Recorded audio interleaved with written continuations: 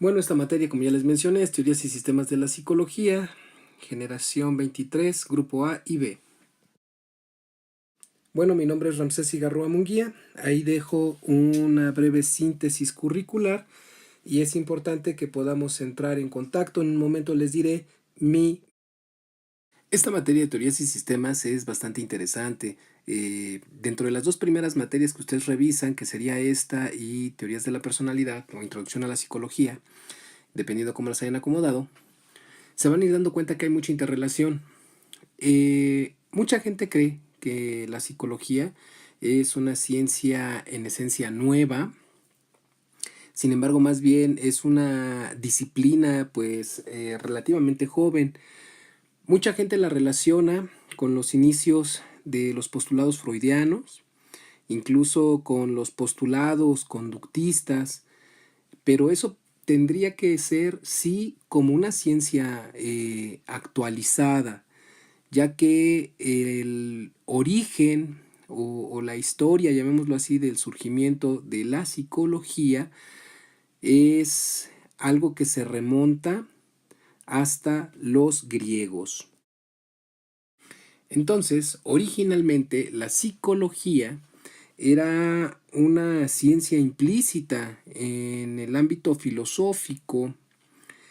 ¿Qué significa esto? Que la gente que tenía algún tipo de necesidad existencial iba con los filósofos a buscar respuestas y estos, pues bueno, orientaban a la persona para que pudiera ella por sí misma encontrar la respuesta a sus problemas.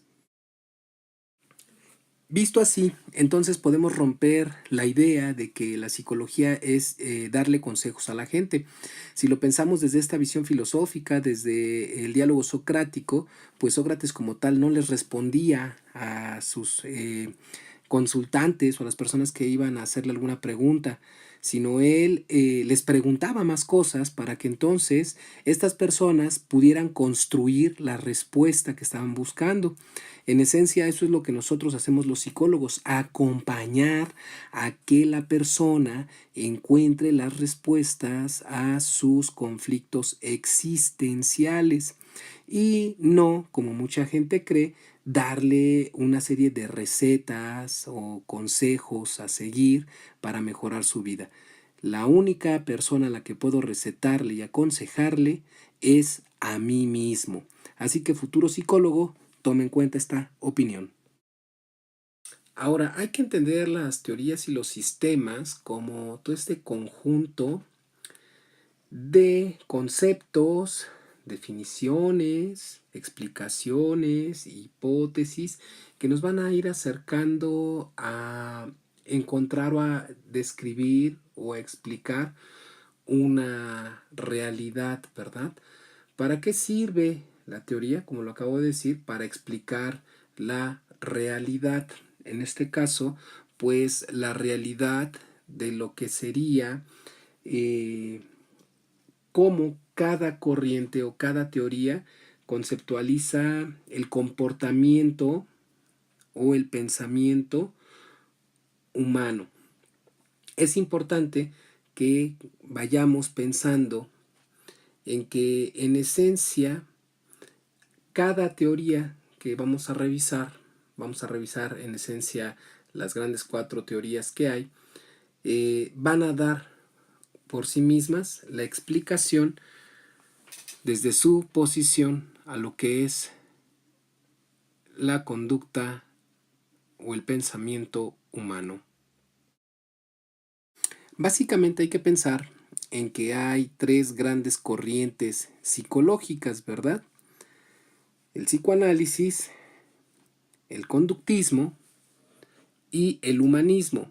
Que de aquí del humanismo actualmente se está desprendiendo una cuarta corriente que se denomina psicología transpersonal. La corriente psicoanalítica es la que funda el mismísimo doctor Sigmund Freud. La corriente conductista es una corriente reaccionaria al psicoanálisis, hecha prácticamente o fundada en Estados Unidos, aunque puede tener antecedentes en Europa, y que esta es fundada por John Brodus Watson. La otra corriente humanista también es prácticamente fundada en Estados Unidos por Abraham Maslow, conocido por su pirámide de necesidades. Aquí podemos encontrar la psicoterapia Gestalt dentro de lo que es la corriente humanista. Y como lo mencioné, de aquí se da este desprendimiento a la corriente transpersonal.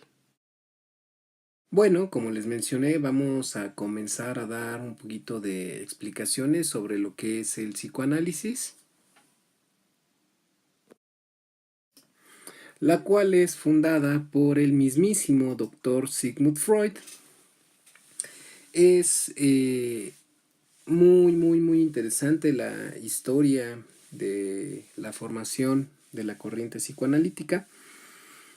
Los invito a que busquen en YouTube de un canal llamado History Channel la biografía de Sigmund Freud y la puedan revisar, por favor.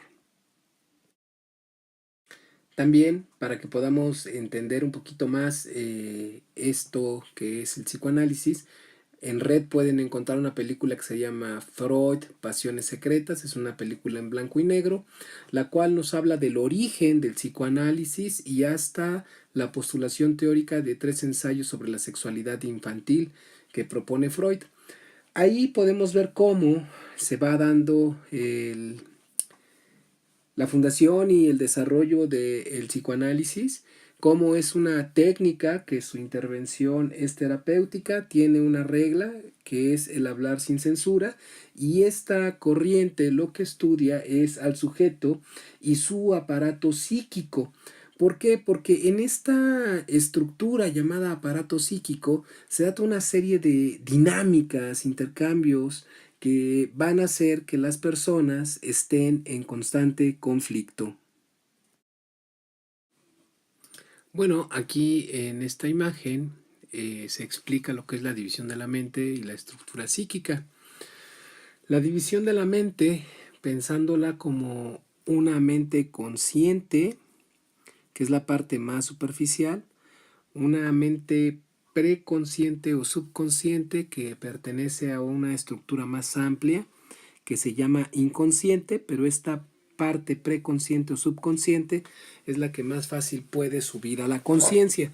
El inconsciente, pues en esencia es algo bien profundo, inhóspito, y la verdad es algo de lo cual, diría Freud, no sabemos nada, pero solo nos queda suponer su existencia. Ya cuando estemos en clase presencial, bueno, podremos dar explicaciones un poco más dinámicas, más asequibles de estos conceptos que son pues un tanto complejos, ¿verdad? Ahora, como parte de nuestra estructura psíquica, tenemos algo que se llama ello, que reside en este lugar llamado inconsciente. Tenemos despuesito nuestra estructura llamada yo, que es la que nos contiene en contacto con la realidad y que está mayormente residiendo en este lugar de conciencia, aunque de repente puede tener sus pedacitos inconscientes, como se puede ver en el esquema.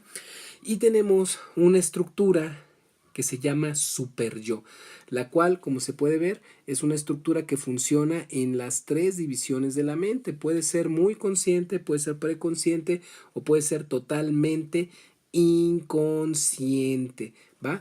La dinámica que se da entre el ello sobre el yo y las regulaciones que el superyo impone al yo, pues son las que en este ámbito se conocen como conflicto psíquico o neurosis.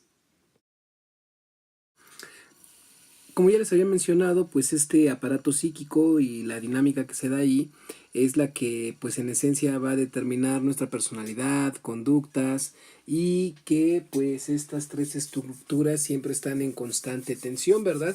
El ello le exige al yo. El yo se ve tentado a cumplir las exigencias del ello, pero el super yo entonces va a ser esta estructura que funciona como juez, como censor, y que va a decir si eso es permitido o no.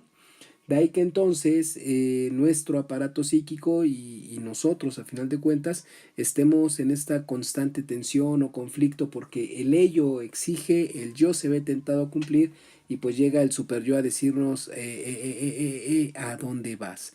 ¿Ok?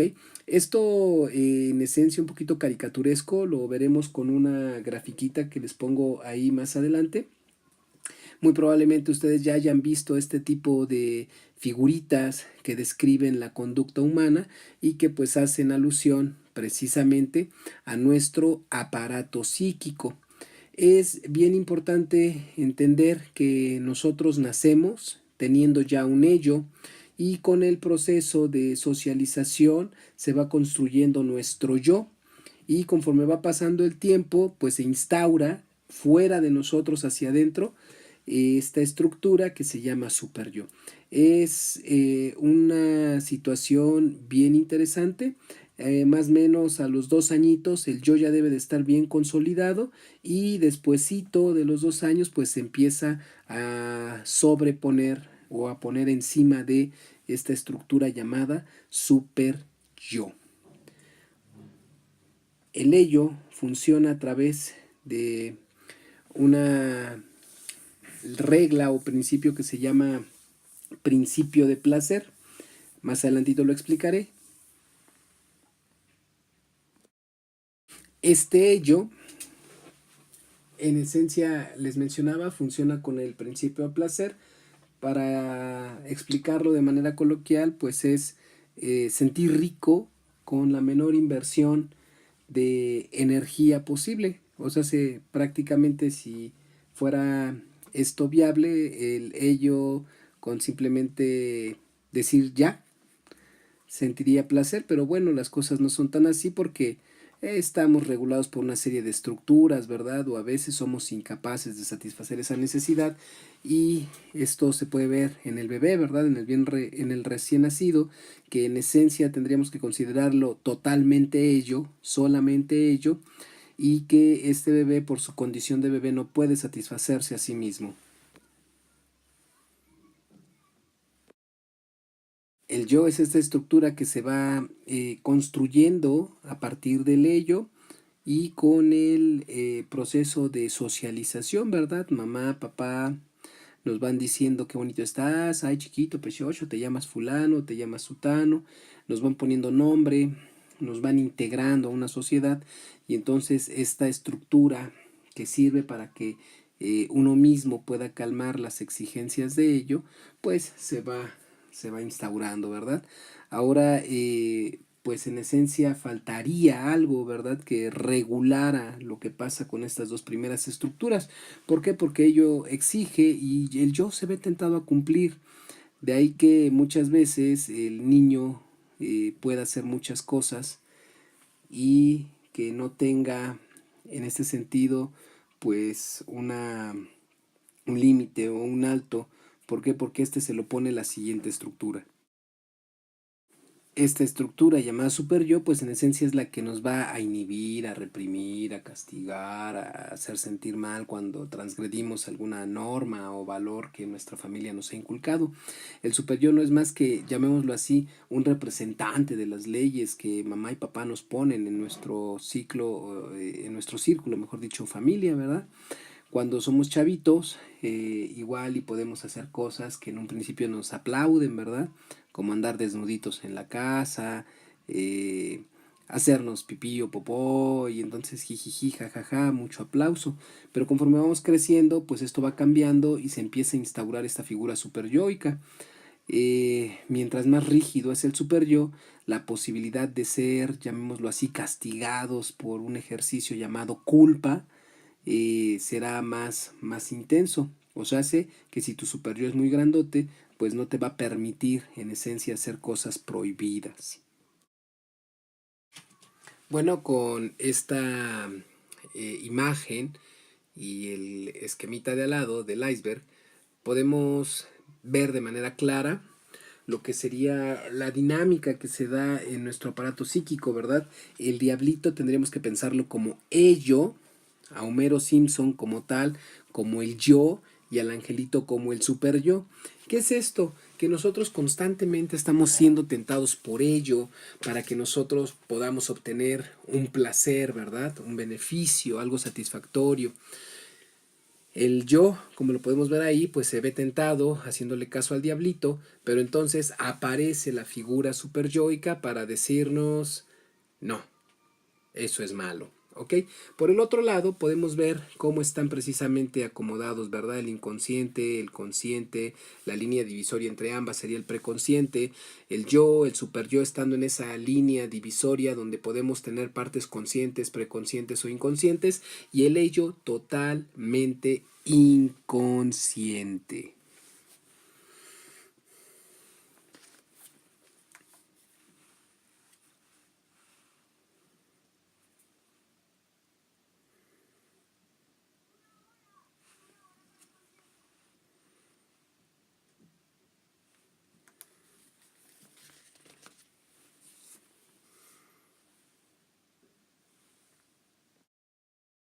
Desde esta teoría, nosotros pasamos por una serie de etapas del desarrollo que nos van a permitir ir satisfaciendo nuestras necesidades y deseos.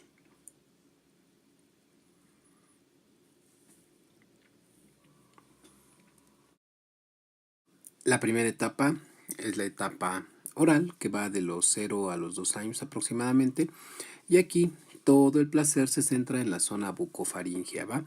Entiéndase labios, mejillas, comisura de los labios, paladar, lengua, y es nuestra forma de relacionarnos o de tener contacto con nuestro medio, ¿verdad? Cuando hay un evento traumático en esta etapa se tiene una fijación que se llama oral.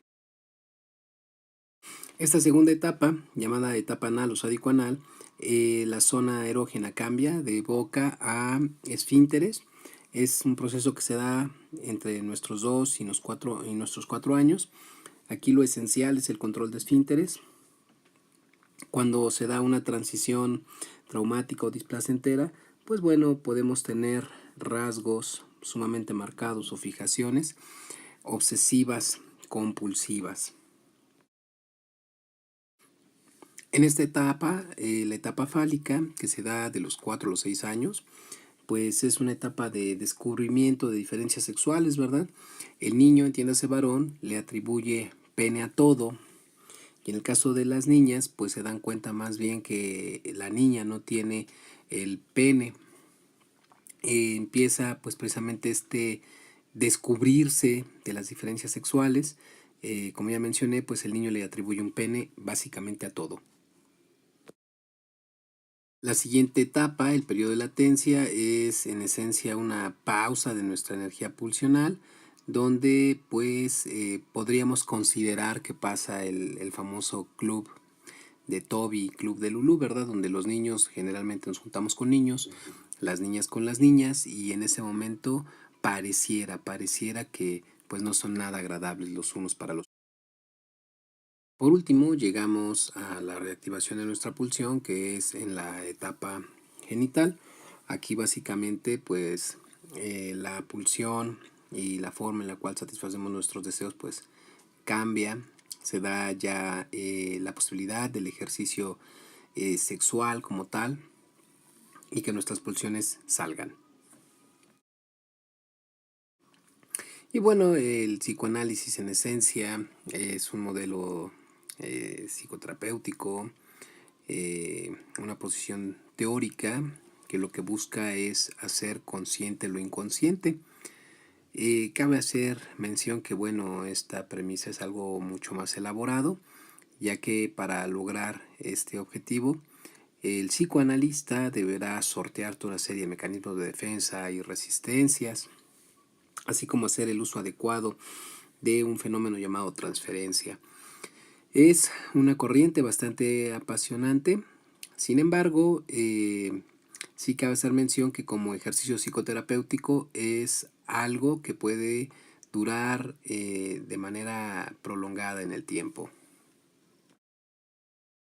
Bueno, este autor Grinson, de manera un poquito más rimbombante, nos explica la premisa anterior de hacer consciente lo inconsciente.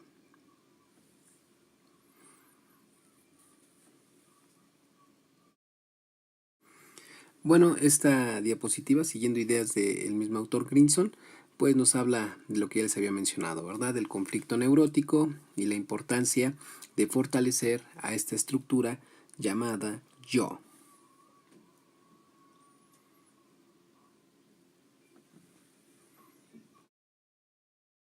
Y como ya se los había mencionado, el proceso va a durar pues dependiendo de varios elementos, ¿verdad? Entre ellos las resistencias y mecanismos de defensa que el sujeto ponga a lo largo del proceso.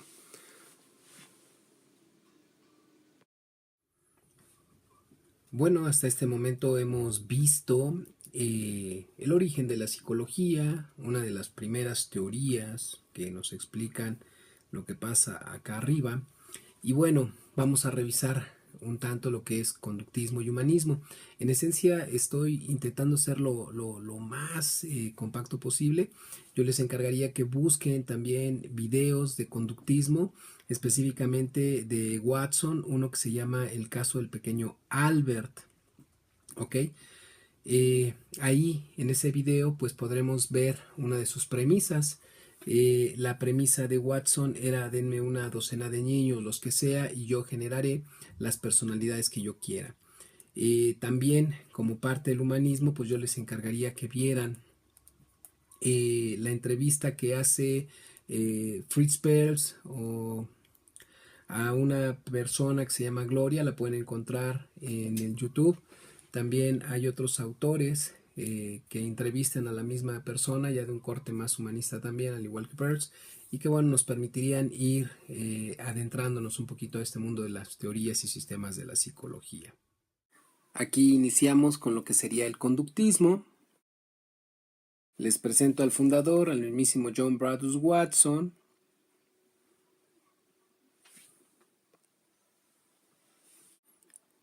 Y bueno, en esta diapositiva podemos ver cómo el conductismo es una teoría que es de contraposición a los postulados del psicoanálisis, ¿verdad? Nos indica que hay que usar métodos objetivos. Ahora, bueno, tenemos aquí a Burgos Friedrich Skinner, uno de los máximos representantes del conductismo, aunque este no fue su fundador. Cabe hacer mención que es un exponente muy fuerte. Con esta lámina podemos ver lo que les planteaba de la cuestión reaccionaria del conductismo respecto al psicoanálisis, ¿verdad? Ellos mencionan que la personalidad tiene que ver con diferentes esquemas que vamos teniendo y que buscar en estados mentales o psíquicos pues no sería lo más adecuado, ¿verdad? ¿Por qué? Porque ellos no creen en estas estructuras psíquicas puesto que no son tangibles. Aquí en esta lámina podemos ver una de las grandes premisas del conductismo, ¿verdad? Un reforzamiento o reforzador positivo. Y así es como ellos ven la terapia, ¿verdad? ¿Por qué? Porque el terapeuta se vuelve una figura altamente de alivio, llamémoslo así, lo cual nos vuelve un reforzador positivo y va a hacer que la influencia del terapeuta sobre el paciente sea mucha. Ahora, ¿qué es lo que busca el conductismo? Bueno, esta corriente lo que busca es modificar precisamente las conductas, que es en lo que está basado el ejercicio conductista, ¿verdad? Esto es hacer que las conductas tóxicas sean las menos y que las conductas nutritivas o deseables se comiencen a presentar con mayor frecuencia. En esencia, pues todo a través de una serie de programas. Bueno, aquí con el análisis experimental de la conducta, que es la propuesta de Skinner, él defiende los aspectos más radicales de la corriente del conductismo, como lo es el antimentalismo. Y entonces podemos ver también desde esta posición de Skinner que él no cree en las cuestiones mentales, ¿verdad? Todo tiene que ver con las conductas. Bueno, ya para terminar esta introducción al conductismo, podemos ver cómo ellos se enfocan a cuestiones observables, medibles y cuantificables, y que cualquier otra cosa que no sea observable pues va a salir de su ámbito de estudio, ¿verdad? Es interesante.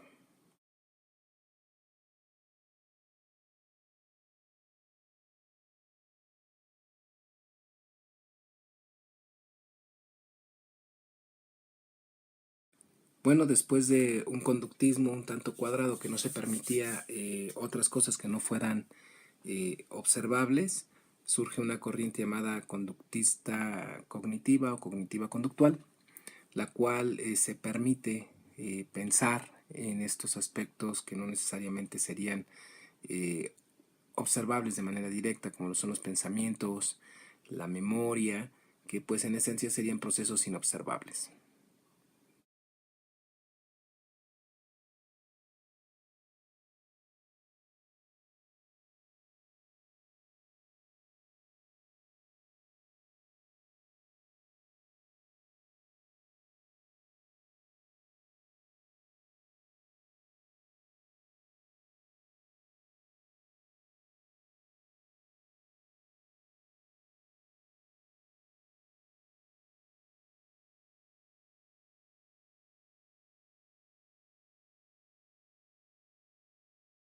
Aquí nos encontramos con exponentes como Jean Piaget, el cual propone que las personas pasamos por una serie de estadios divididos en 4 momentos, y que en estos estadios pues prácticamente vamos desarrollando, llamémoslo así, la inteligencia, ¿verdad? Aquí se plantea que debemos de ir de uno a otro estadio para poder lograr el aprendizaje. Y estos estadios pues básicamente están un tanto determinados por nuestro desarrollo neurológico, cerebral. Tendría que ver un tanto con esa maduración para poder ir asimilando y acomodando nueva información.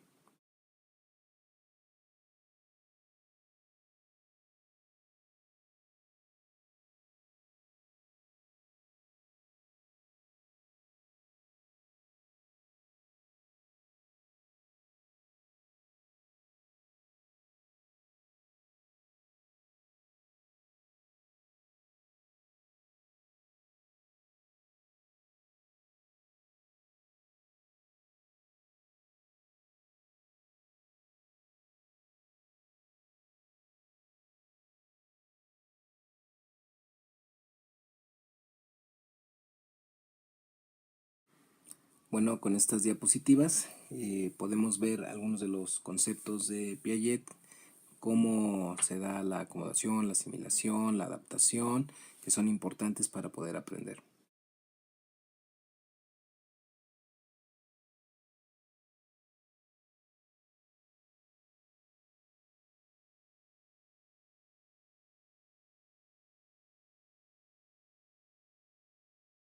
Aquí iniciamos con los exponentes, en este caso el fundador de lo que es el humanismo, Abraham Maslow, y revisaremos brevemente su pirámide de necesidades.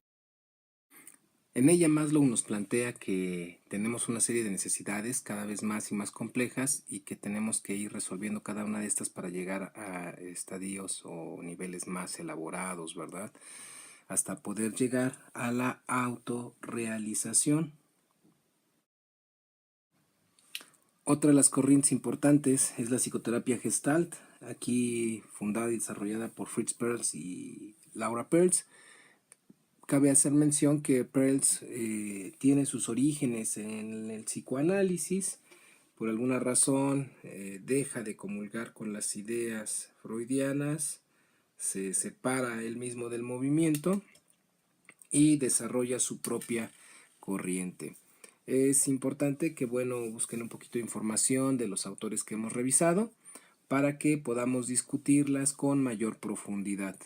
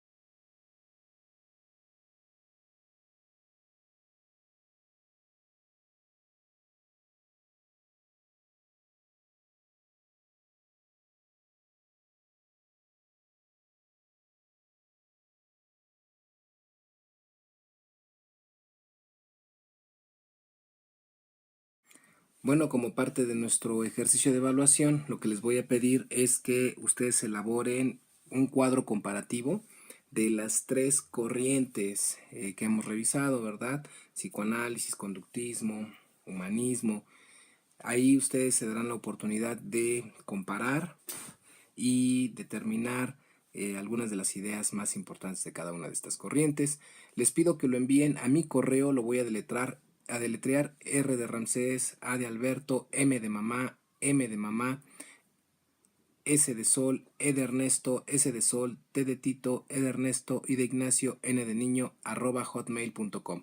Todo esto se pronuncia ramsestein@hotmail.com.